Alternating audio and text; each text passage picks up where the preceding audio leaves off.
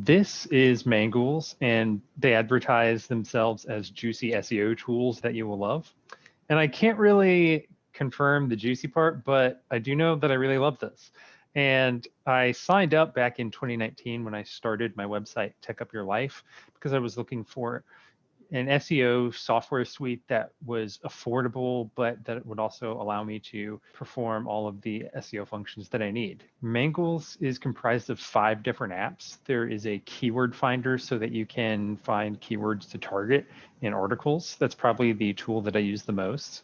There's a SERP checker for being able to analyze your search engine rankings. There's a SERP watcher so you can track your rankings. There's a link miner for conducting backlink audits, and there's a site profiler that gives you an overall picture of your site's SEO health. And like I mentioned, the app that I probably use the most is Keyword Finder. This is incredibly robust, and it gives you a lot of different keyword suggestions, and it even lets you search by domain. So for instance, what I usually do is a little bit of pre-research and figure out an article topic that I want to write about, and then I will enter my main long tail keyword that I want to target. So let's just use the example of how to find keywords. So if I look that up, Mangools is going to provide a bunch of information here. So you'll see a bunch of related keywords, and you'll get a SERP overview over here to see what websites are currently ranking and a bunch of different information about those, like their domain authority, their page authority, their citation flow, their trust flow, how many external backlinks they have, and Facebook shares. What's LPS, length profile strength of the URL, developed by Mangools? Do you use that at all? I use that a little bit, but not a ton, because what I think that can be helpful, but I also sort of view that a little bit Alexa rank and stuff, where Okay. it's probably helpful, but what I tend to focus on more so with more so than that with keywords are 2 different metrics that Keyword Finder shows. Okay. One of them is search volume, and it shows over the last 12 months the search volume for a particular keyword. And then also keyword difficulty.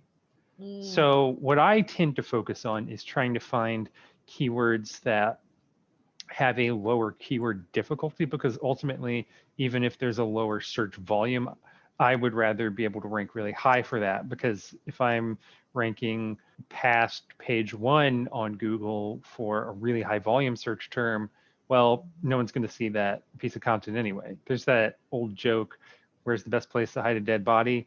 Page 2 of Google. Yeah. And I mean, ideally, you want to be in the top 5 search results for a Google search. So usually the first thing that I do is I start with my main keyword, and I'll be on the related keywords tab, and then I will sort by keyword difficulty. And then I'll go down here and I will find those juicy green ones. So these are keywords that have a lower difficulty. So generally I try to target those. And what's nice is you can juxtapose those with search volume and try to find maybe some kind of unicorn where there's a high search volume as well as a low difficulty. So that way you would kind of get the best of both worlds. You'd be able to rank highly in a search engine like Google, but then you would also have a lot of people searching for that term. So that would drive a ton of traffic to your site. Yeah, like I'm already seeing stuff to add to that example article that I was showing you. You know, there's a 10,000 search volume, but 25 keyword difficulty. That is a total unicorn. You need to write that one down.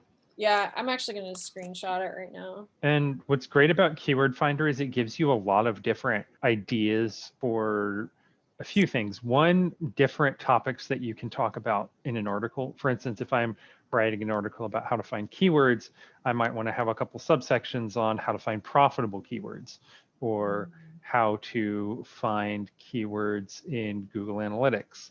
But then a few of these also seem like they would be appropriate to write an entire article about, such as maybe how to find keywords in Google Analytics, and I could write a tutorial about that. So what I tend to find is I get a lot of ideas of what topics I need to cover in one article, but I also get a lot of related topic ideas for other articles. And that way I can kind of start to build a cluster of articles that are all related and that I can interlink.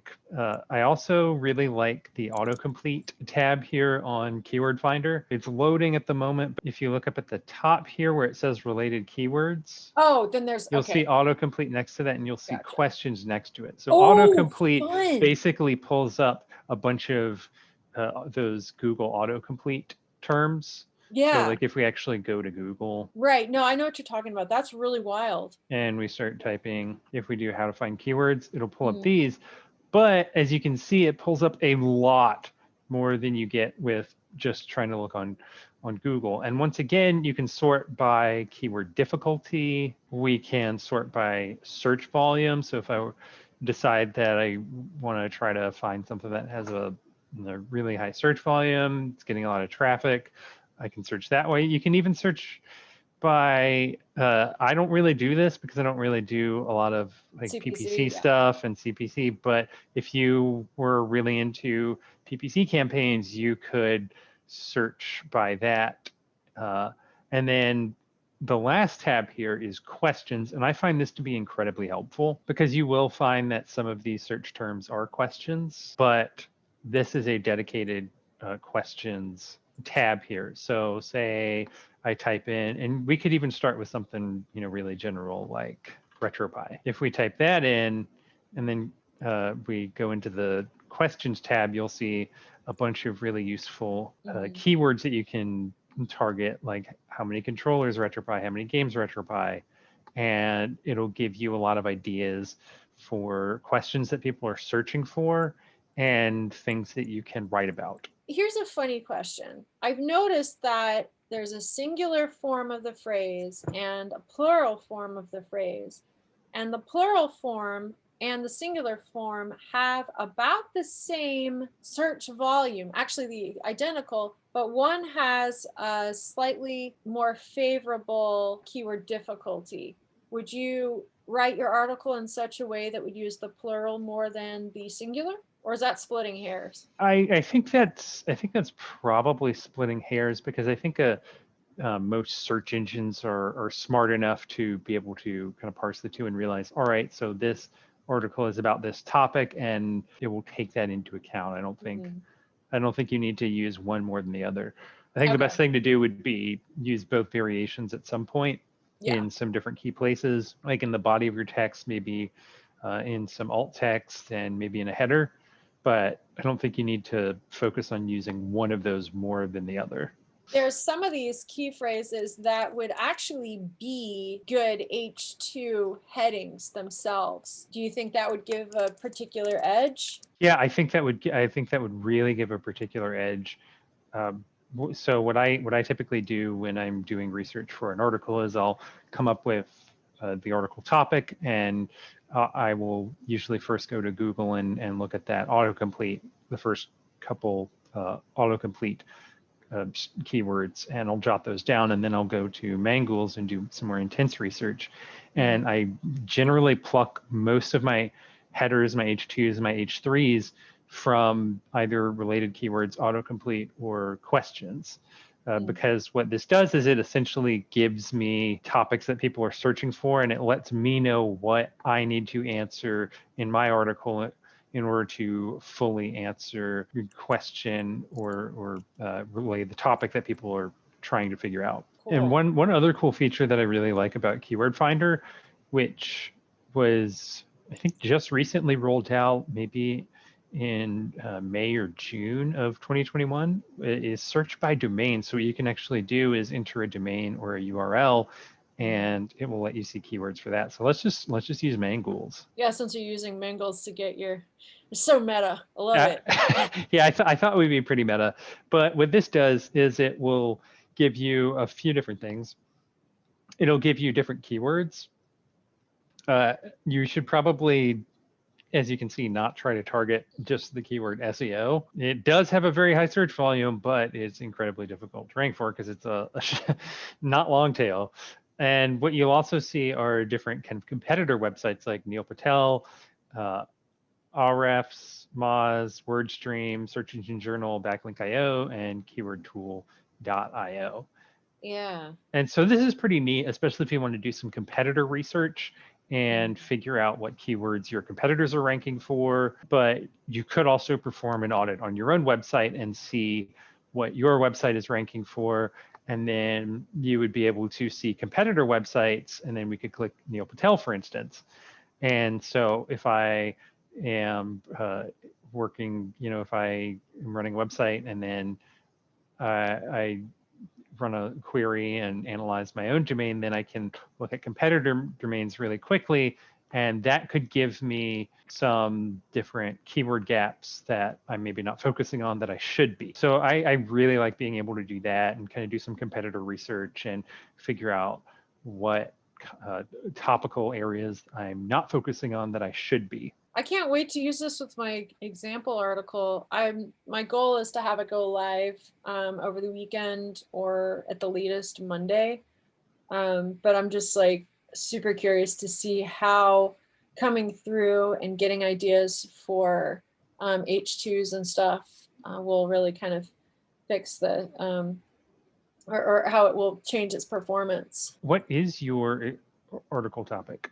It's called EMOM workouts. So every minute on the minute. So EMOM workout. And you'll notice that comes up as 25,000 search volume with a keyword difficulty of 30 or 31. Oh, you did the plural. There was also a singular of it. So yeah, this is kind of what I'm looking at. You'll see Wow. Yeah. I feel like there's some opportunity here. There's a lot of opportunity. I mean, it's a short tail keyword, but EMOM itself has a pretty high search volume of 45,000. And it looks like it is still a pretty low difficulty. Yeah. And in my article, I say that phrase like a billion times already. Like it's already getting a all-in-one SEO score of 89 out of 100, and I'm not even done writing the dang thing. And just from looking this up, I can already see a lot of different H2s you could use, like something as simple as EMOM workouts, EMOM workout meaning, what does EMOM workout mean? And I even see a couple of different related articles. I think you could do an entire article about EMOM workout ideas. Oh, absolutely. You could have that as like a short section on this article about EMOM workouts, and you could have an H2 and then maybe a couple subheadings or something, but you could make that into an entire article and then link back to the what is an EMOM workout and vice versa. Like within WordPress, when you have tags, would you use some of the keywords in tags as well? I would definitely use those in some tags. Yeah. But I think the most important place that I personally would use the keywords would just be in the actual article itself. So in the body of the text, as alt text for pictures, and in headers as well as in the meta description, and of course in the title and the URL. But that's where you want to put the main keyword that you're targeting. But this seems like a really high potential topic that you could write about, and just me looking at this, I can see a bunch of other related articles you could do. Oh, totally. There was one about like EMOM workouts with dumbbells. You could do EMOM workouts with kettlebells, workouts with body weight. Oh, I have a ton of those. So yeah, there are a lot that I think that you could do. EMOM. Well, that was a good keyword. So this is what a good keyword looks like, as opposed to, what would a bad keyword look like? Would be one where there's just so much competition that you'll never get through, or? Yeah, and for the most part, I feel like you can find good keywords to target for pretty much any topic.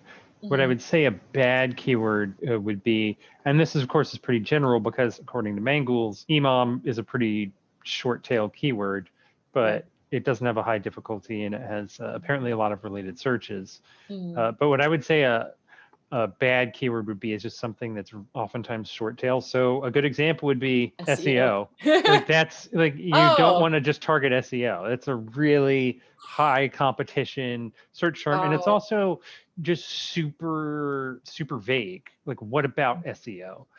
Are Right. you talking about how to find keywords? Are you talking about Mhm. what on-page SEO is? Are you talking about what off-page SEO is? Are you talking about why SEO is important for e-commerce? There Yeah. are a lot of different It's a huge topic. subjects. Exactly. Yeah. So what a bad keyword would be is something that is so vague that you don't know what topic it is. Mhm. And I think that's why EMOM works, even though it's short tail, is because it is hyper specific, even though it's a short phrase. So a bad keyword would be something that was incredibly general. My title for the article is How and Why to Use EMOM Workouts. So any suggestions to improve that are always welcome. I like that title. Okay, that's good to hear. Yeah, I think it the how and why part in there, I think Mhm. are both really good. And I do Because it answer. relays, it's not just going to be you saying how to find them, but it's going to be you explaining why that is beneficial. So it's probably useful for people who already have a lot of EMOM workout knowledge, but it's also great for beginners. And I think you relay that well in the title. There's this section in here as well that, because a lot of times I get weird traffic from things like, is this okay for beginners? Is this okay for women? Is this okay for whatever? And so there's an H2 on here. Are EMOM workouts okay for beginners? And then, I answer the question, but then I show, well, here's how you can modify things. Here's what to keep in mind if you are a beginner and you've decided to do this anyway. So I'm hoping that will help. And that could be a good way to capture one of those people also ask snippets on Google. Yeah. You might be able to capture a people also ask box for our EMOM workouts okay for beginners. Right. Okay. So that would just be even more visibility to your website in this Yeah, I article. like that. You're really quite the king of the snippets. I mean, a lot of it's just kind of figuring out what people are searching for and answering all of those questions on a page, because what search engines want is and Google specifically, but their algorithm values a good user experience Right. and content that answers a topic comprehensively. Mhm. So even though your question, like the question that someone might be trying to answer in their query, might be something like how many words SEO, or like how many words do you need for SEO, you might need to cover a lot of other different things Mhm. too. Like you might need to say, what is SEO? Mhm. Is word count necessary for SEO? And answer all of those, because otherwise someone's just going to hit the back button because they're going to need those questions answered. So what I do is I focus on figuring out everything that a user would need in order to properly and accurately answer their query, and then I include all of that content on the page. So there's actually a kind of a fallacy that, and this is kind of a good term to use, to how many words SEO, but there is that fallacy that an article that has a high word count is going to rank better, which Mhm. isn't always the case. Sometimes actually shorter articles will rank better. The reason that this fallacy exists is because oftentimes when you're looking something up, you'll find a pretty long article about it, and it's because that article answers the query the best because it includes everything that a user would need to know about that topic. Gotcha. So for instance, these top two keywords, the first one, you've got that huge search volume, but you've also got the very high difficulty. But then below it, you've got a significantly lower search volume, that 400, but a very much easier keyword difficulty. So how many SEO keywords should I use? And it's like, that might be a great article topic for somebody. I think that could be an SEO Does topic the for someone to write about. I search might even write that one. Yeah, I was gonna say, does the search volume of 400 scare you off, or what kind of number are you looking for there? No, so I don't think there's a right or wrong answer for this, Mhm. because like I'm happy with a lower search volume as long as I can rank better for that. So if I'm Okay. ranking number one for something that has a lower search volume, then okay, yeah, I might not get as many paid views each day, but those are really going to add up. Mhm. And presumably over time, that search trend might increase or something. And if you're ranking highly for it, then you're going to really tap into that. I'm just fascinated by the people paying for those ads. $5.34 for how many SEO keywords? How's that working for you? It's weird that it has such a high CPC versus $3.90 for SEO. Of course, I don't know why you would pay for just SEO. No, it's like, for what purpose? What, like, so many questions. Like, Yeah. how much SEO services cost? $6.70. Well, there's your answer. Yeah, so CPC and PPC they're a little beyond me. I mean, I understand them, but I don't mess with that. I would much rather just focus on keywords and Mhm. writing really high quality SEO rich content, because basically it's like free advertising. Well, and the risk to you losing that traffic is so much less. Right, with because that. I'm not really paying anything Right. other than web hosting and, like, some buying some products to review or whatever, but pretty low overhead. Yeah. Well, and the other thing too, for instance, if you were using paid advertising, the rules on that change too. It's not just Google changing up the algorithm. I'm working with a medium-sized company who they no longer do Google ads because Google changed the rules in a way that was just pretty much going to be incompatible with the way that they market their products, and so they dropped it straight up. And on a related note, a lot of, if you do any affiliate marketing, a lot of affiliate programs actually have blacklisted PPC words and stuff. So Yeah. there are certain phrases that you can't run a PPC campaign with if you are Right. part of that affiliate program, or you could get banned and risk losing your earnings. And Yeah. so since I do a lot of affiliate marketing and earn a lot of affiliate income, I just want to kind of focus on just kind of pure SEO keyword research. Speaking of search rankings changing, there is a lot more to SEO than just keywords. Mhm. So something that I like is the SERP checker. And essentially you can look up a keyword and you can analyze the SERP. There is that kind of sidebar that shows you that, in the keyword finder, but it's Mhm. nice to have a dedicated app for that. So we can use something like, what is SERP, and be super meta. So I saw that you kept it on desktop. Do you find that doing desktop versus mobile or one or the other, that it matters, or not so much? So the results do differ a little bit. I will kind of look at both results, and we can look at that in a minute, but I don't find that they differ too much. And I usually just kind of focus on the keywords. I think this might be different for, say, like a company or a website that wants to target a certain demographic. Like, you can change the country Okay. and do localized searches, or if you have like a lot of data about where your what devices, like desktop and mobile, Mhm. your users, your audience, they're actually using, then if it's overwhelmingly desktop or overwhelmingly mobile, you might want to take that into consideration. But I think I have about an even split for my website of desktop versus mobile users. Mhm. And I never really find that the differences are that great to make me Mhm. alter my keyword strategy. Okay. But Yeah. basically, this is just kind of a more focused view of what you were seeing on the sidebar there in Keyword Finder.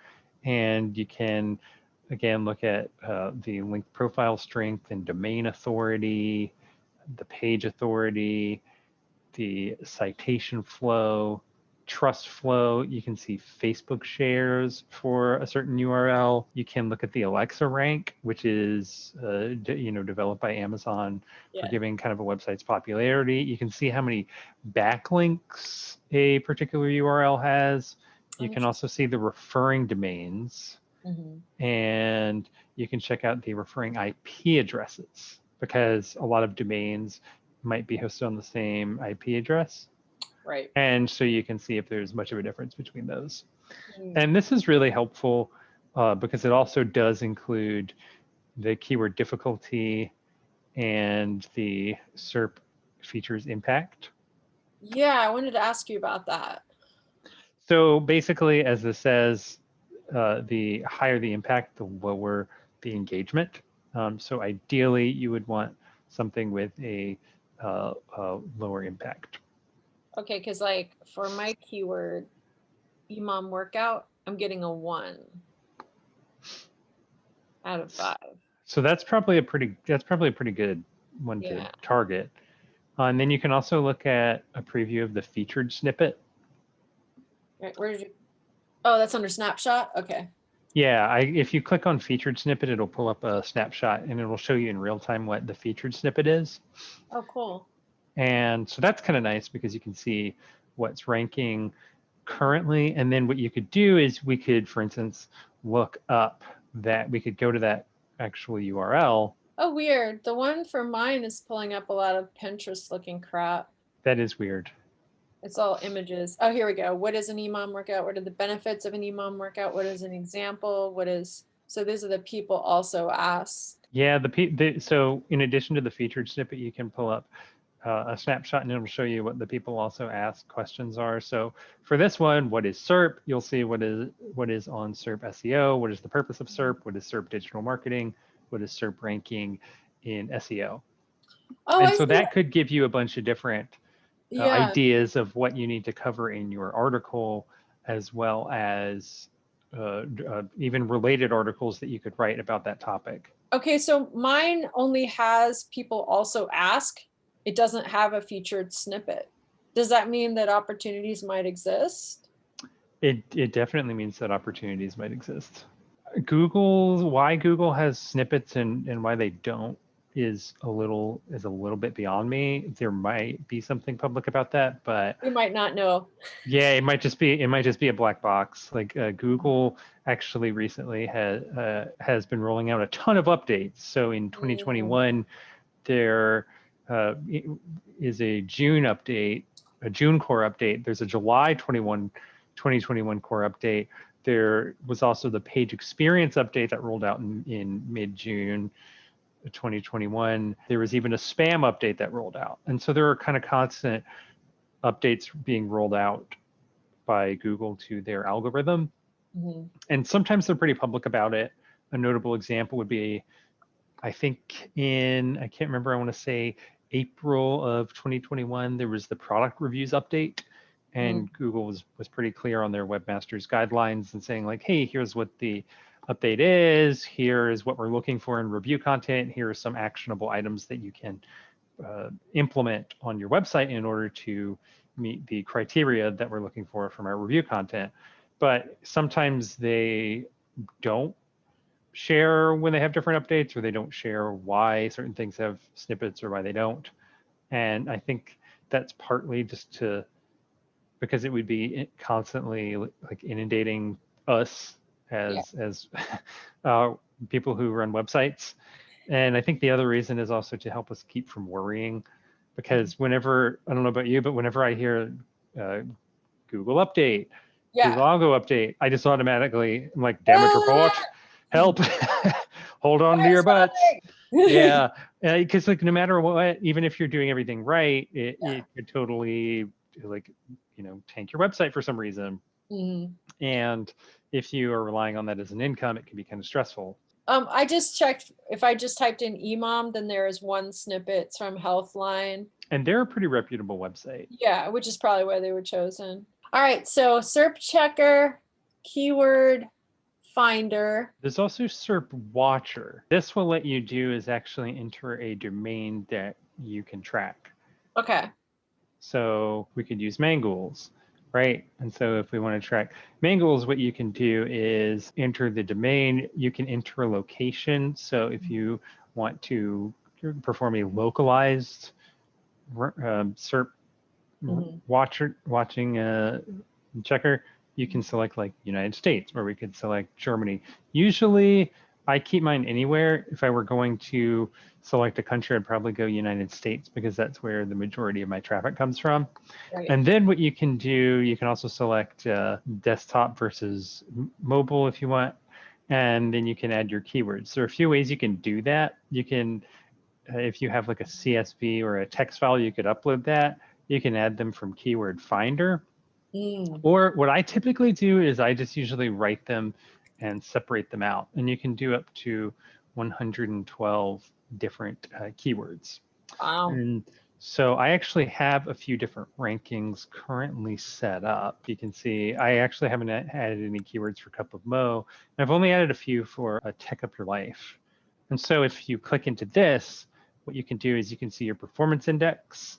And Ooh, so this looking good. will, yeah, so this will kind of show you, you want to see green, obviously, but it will kind of show you how your rank, the keywords that you are tracking are currently ranking. And you'll see a list of those over here. Nice. So you can sort by keyword, you can sort by rank. So you can see, all right, here are the ones that are ranking lower, and then you can see all those juicy first position ones. And that's what you want to see ideally. And then you can also take a look at the position change. For instance, region free Blu-ray player, I'm currently ranking #1 for that. And you can see that it has gone up. So it was previously the 4th result. And you can see the average position. And what that will show you is how much fluctuation there is in the SERP. And you can see the average monthly search volume as well, and the estimated visits per month based on search volume.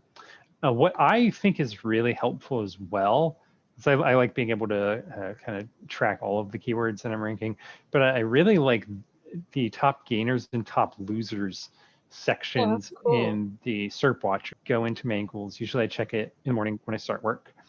And what I can do is I can take a look and see what keywords went up and what keywords went down. And then I can take a look, for example, at one of these keywords like best 4K Blu-ray player. And I can go into that search and see search volume history. I can see my URL, and then I can do a preview of a Google search. And so what I could do is then get a bunch of data, like people also ask questions. I can see which articles are ranking above me, and then I can go and analyze those and figure out what those articles are offering that mine's not. And then I can update my article accordingly to try to get it to move up in the SERP. That's pretty cool. If I decide I want to dig more into that, into the SERP, I can actually click on right at the bottom, SERP Checker, and open that app. And actually, that is one thing. I love Mangools. I think it's probably the best option, the best SEO suite for a lot of people, including small businesses. If you are primarily a writer and editor and want to level up your SEO, if you are just getting into SEO and you're on a budget. But one thing I think that would be nice is if the apps were a little bit more integrated. At the same time, I also do, in some ways, really like the way that the apps are separate because, for instance, this opens in a new tab. And so that way I can quickly pop that out, go pull up a couple of these different links that are competing with my article and view those without losing the tab that I have with the SERP Watcher in it. Yeah, without losing your place. That's really interesting. Yeah. And then, of course, you can back out of this and go back to the main SERP Watcher with the performance index and winners and losers and all of your tracked keywords. It's really helpful, and it gives me a lot of different ideas of articles that I need to update. And it helps me kind of figure out ways that I can improve my content. And it's a little easier than trying to just guess. Yeah. Yeah, no, this is pretty cool. And it's probably like giving you ideas for other articles or articles to expand on. Absolutely. It really does. And even kind of maybe where I want to build out a content cluster, like streaming sites. That's of course a pretty short, that's a short tail keyword, and it's pretty general, but that gave me the idea recently of writing some more streaming content and trying to turn that into a content cluster. And then something else you can see, which is kind of helpful and summarizes what's over here on the left with all of your keywords, is you can see all of your keywords, and you'll see which ones went up, the number of the keywords that you are tracking that went up, how many went down, and how many were unchanged. Oh man! So ideally, you want you want a lot in the green, because you want a lot that went up. And then right under that, you can see the which is also really helpful and even more specific, but the keyword position distribution. So you'll see the number of your ranked keywords that are in first position, the number that are in second and third, 4th through 10th, 11th through 20th, 21st through 100th, and then 101 and up. That is wild. Oh, I love that chart at the end. Yeah, it's a pretty nice visualization. And again, I think this is one of the things that I really love about Mangools is everything is really easy to understand visually. Like even if you didn't have this keyword position distribution chart above it, you'd be able to visually take a look at this chart and see, okay, so I'm seeing a lot of either dark or light green, and I understand that is good. And so I'm overall pretty happy with my keyword distribution. If you're seeing mostly red and orange, then you'll understand, okay, I need to make some improvements and my overall keyword health is subpar. Yeah. So I like the way that everything is just really streamlined and simple to understand, because ultimately one of the why I'm using Mangools is so that I can figure out what keywords to use and I can work on creating good content instead of trying to navigate some cumbersome tool. And so by cutting through all the fat and just delivering all of the essentials, Mangools lets me do my job a lot easier. How do you decide what keywords you want to track in SERP Watcher? That's a really good question. So I track, what I went through and I did was I found the content that I'm ranking for the most. And then I started tracking those keywords because I want to make sure that I keep those positions. Yeah. So that was my logic there. Because what I ideally want to be able to do is make sure that I'm monitoring the health of my top performers. And I want to make sure that I keep them ranking high. And that way, if something starts slipping in the rankings, I'm able to find out and then figure out why by then looking at what is ranking above me and then make adjustments to my content accordingly in order to then hopefully see a keyword that was in top losers jump over to top gainers. I'm starting from scratch with Mangools. What do you think I should do to figure out what keywords to track in SERP Watcher? I would say you have kind of two different approaches that work and that you should do. The first is look at your maybe top 5, top 10, however many articles from your website in Google Analytics. Okay. And figure out what keywords those are ranking for. And then you could go over to Keyword Finder and do search by domain. Do you have an example article? This is a very old article that I update from time to time. Like, you're going to do search by domain? Yeah, so we're going to do a search by domain here, and then we're going to take a look at the organic keywords that you're ranking for that particular article. Yeah. And you're ranking really well for that. Yeah, that's wild. Wow. So what I would do is I would start, you could do something like, you could export these, you could select all of these. Okay. And then you could add them to a list where you could export them and you could copy them to a clipboard. And then what we could do is we could go over here and you could go to add keywords and there we go. So that's what I would recommend doing is kind of looking at a specific article that you have, a specific URL, figuring out what organic keywords you're ranking for, copying those and then dumping them into SERP Watcher. And do that with maybe your top 5 to 10 articles that are driving the most traffic to your website.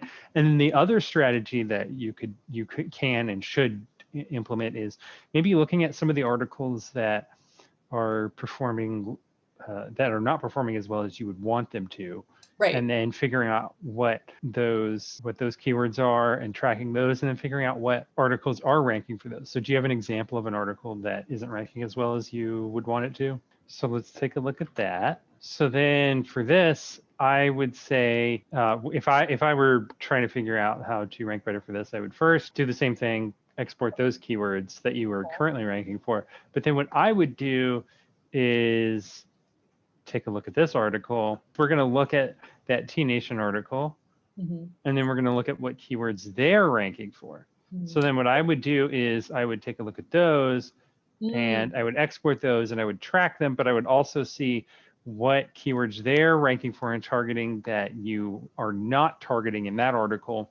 Mm-hmm. And in general, you could just kind of go through their article and see they are doing well, and on the flip side, what they're not doing well, and then kind of edit your article and improve it Mm-hmm. in order to beat theirs. And I would do that maybe for the top few articles ranking for that, maybe like the top 3 or, but yeah, those are my 2 strategies. One is maintaining the health and rankings of existing articles and my top performers, but the other is figuring out ways that I can drive traffic to some of my underperforming articles. That's mostly what I use SERP Watcher for. How many keywords can we watch at a given time, or does that change with whatever type of account you have?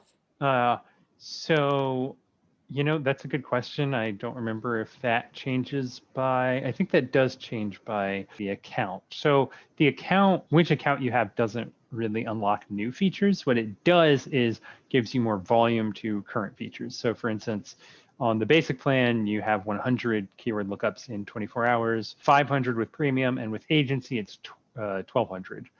And then likewise, it gives you more, higher plans give you more keyword suggestions per search, more competitor keywords per search, more SERP lookups in a 24-hour period.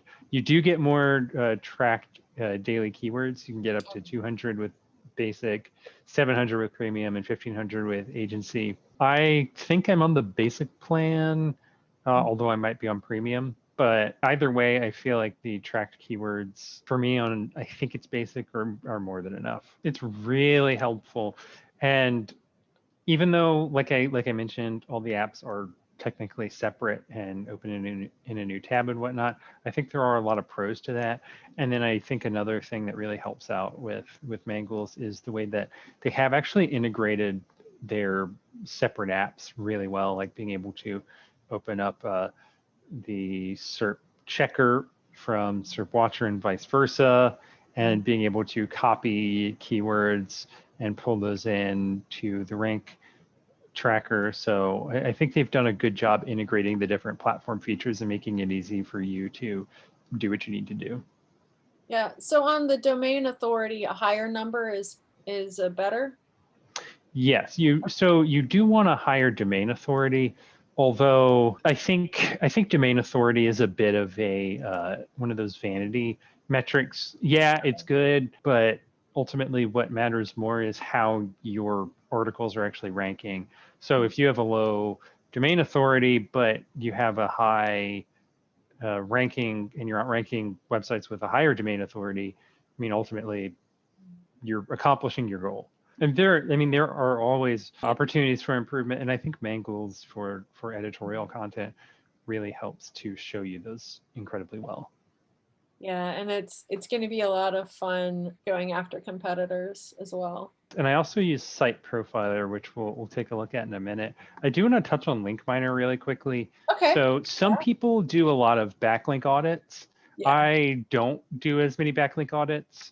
And I don't really go through and disavow links just because I'm a pretty small operation. And so I mostly just try to focus on putting out really high quality SEO rich content.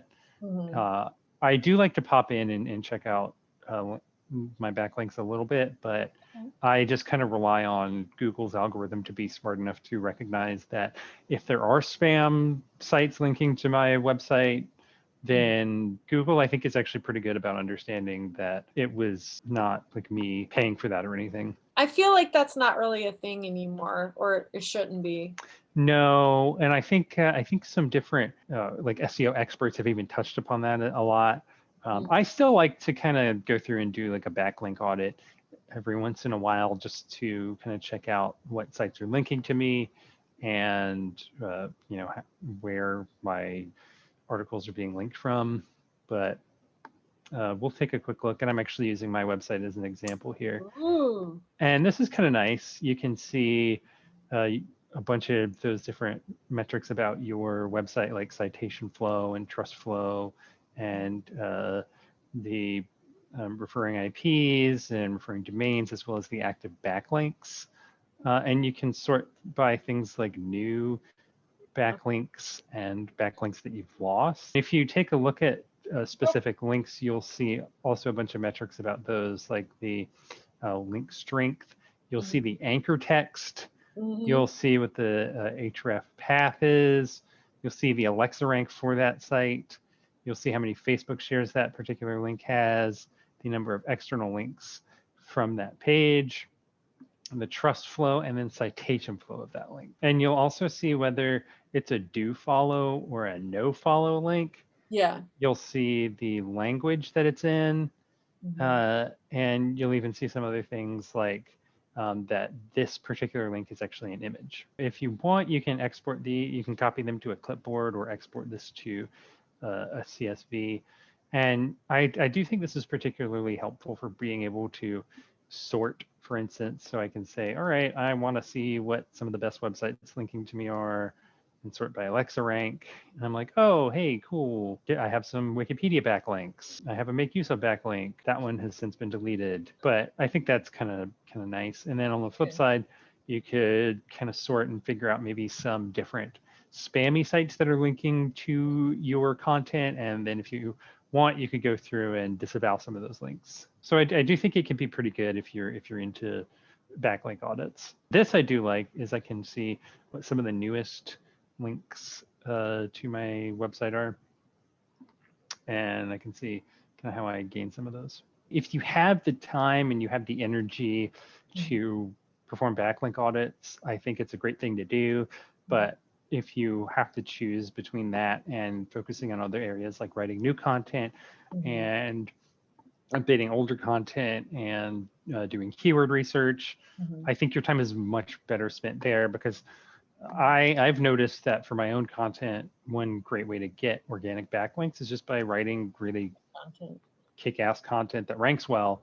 And then people will find that and link to that, whether it's in another article or whether it's in a forum or something like that. I was at a workshop or something, and they were talking about the psychology behind a share.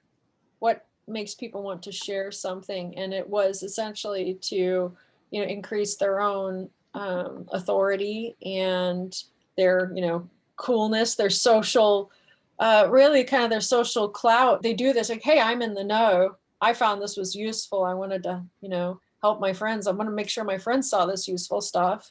I want to be seen as an authority. And so if you're writing great content, you're allowing that process to happen. The reason I pointed this out was someone wanted to add share buttons to a bunch of pages of their website that I'm like, okay, well, that's great, but why would somebody want to share this page? What is that going to accomplish for them?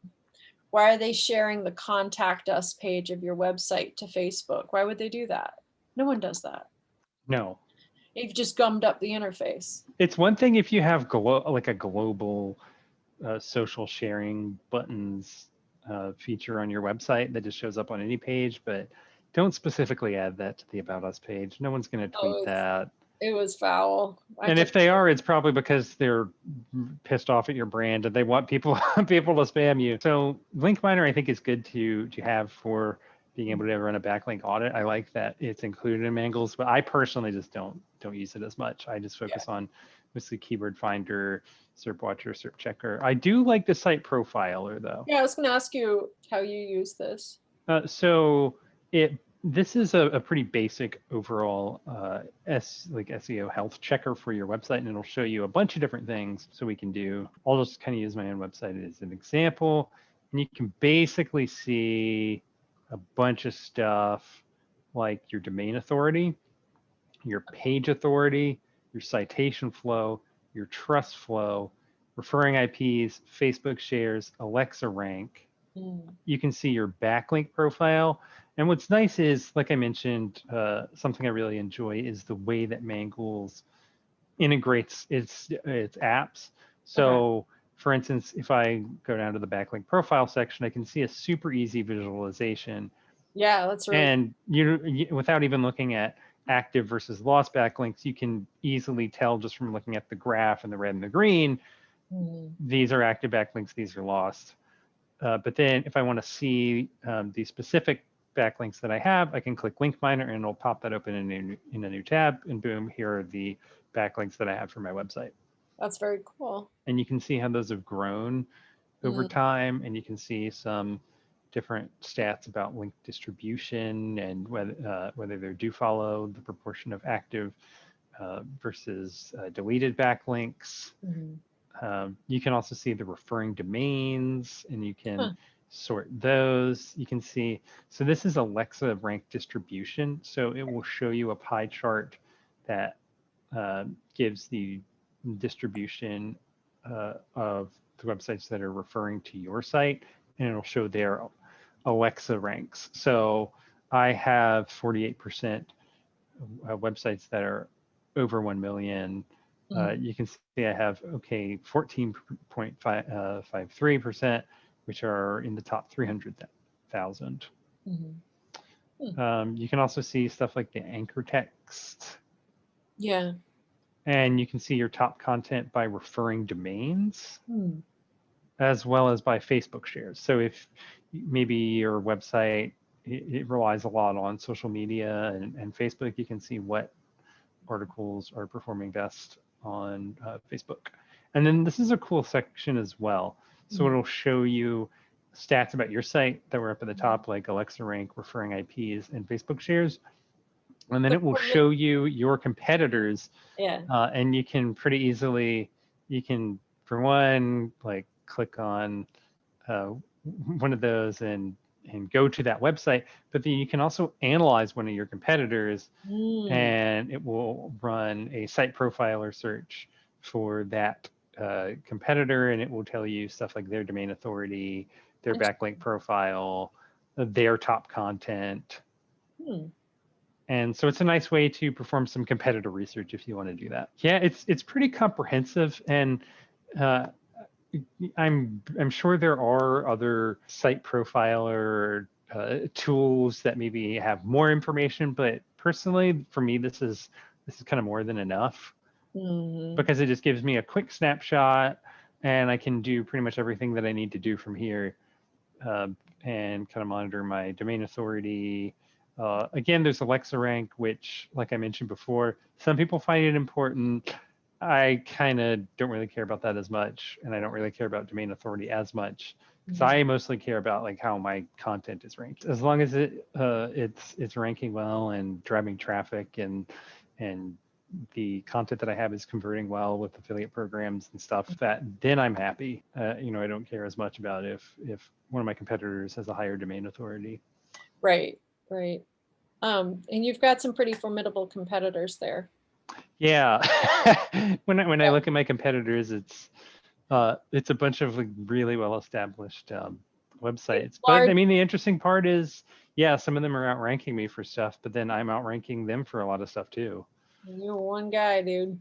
Yeah, I'm pretty proud of what I'm doing. You should be. This is amazing. I'm very fortunate to be able to learn from this. So it's not something I take lightly at all. But one thing that has really helped me to perform as well as I am performing is Mangools, and just knowing about my keyword health and my site health, and being able to find keywords and figuring out what keywords and topics to actually include in my content.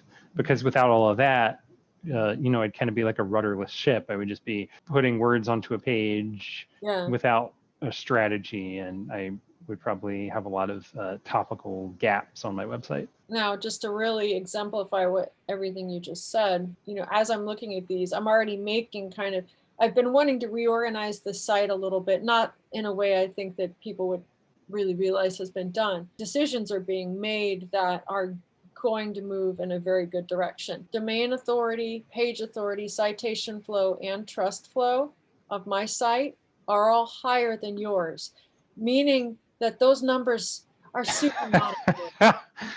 Really not important at all, because you are accomplishing the objective that I would like to accomplish. If you're worried about your domain authority, your page authority, your citation flow, or your trust flow, don't. Apparently, it don't matter. Yeah, I think I mean, I think it matters maybe in some cases. Like if you were thinking about selling your site, if you're thinking about Yeah. flipping it, maybe a high domain authority might kind of help you sell it. But ultimately, I do think that there are other metrics that matter a lot more. Like if I'm bringing in, X amount of traffic, and if 90% or more of it is organic traffic, and I'm making X amount of money from affiliate commissions each month, then that's probably going to look very attractive to a potential buyer, even if I have a lower domain authority. Right. So I seeing that side by side has told me maybe those aren't super important for us to be working on right now. Yeah, I mean, I think it just all kind of comes back to different objectives and goals. Yeah. Like if you're really trying to establish your website as an authority, maybe you want to try to drive up your domain authority. But let's be honest, the average person, like when you do a Google search for something, how often do you, before clicking on a link, check the domain authority of that website? You don't. You just see what's ranking in the first couple slots, and you click on an article.